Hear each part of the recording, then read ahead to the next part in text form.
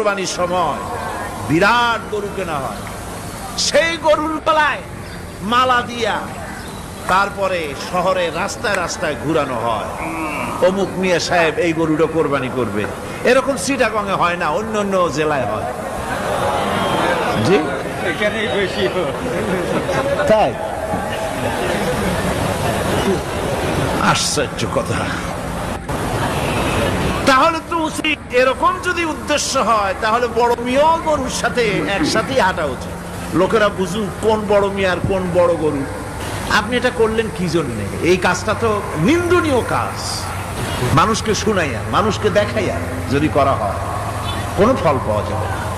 আমার বন্ধুগণ, আল্লাহ রাব্বুল আলামিন বলছেন মানুষকে দেখাবার জন্য দান সদকা করো না, কিন্তু বুদুস সাদাকাতি ফানি'ম্মা হিয়া ওয়া ইন তুখফুহা ওয়া তু'তুহাল ফুকারা ফাহুয়া খায়রুল লাকুম ওয়া ইউকাফিরু আনকুম মিন সাইয়্যাতিকুম।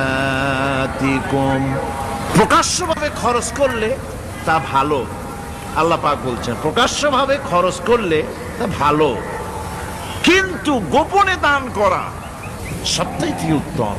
তবে প্রকাশ্যে দান করতে গিয়ে যদি এটা এই জন্য হয় যে আমি দিলে পরে আরো একজন উৎসাহিত হয়ে দেবে, সমাজ কল্যাণ পরিষদের এত বড় বিশাল মাহফিল, 16 লক্ষ টাকা খরচ হবে, দিলাম আমি 1 লাখ টাকা, এটা শুনাইয়া বলার পর আমার কথা শুনিয়া আরো যাদের টাকা আছে তারা হয়তো 2 লাখ দেবে, এই চিন্তা করে যদি তারগিবের জন্য, উৎসাহ প্রদানের জন্য, ইন্সপিরেশনের জন্য যদি হয়, এই নিয়ত হলে ক্ষতি নেই।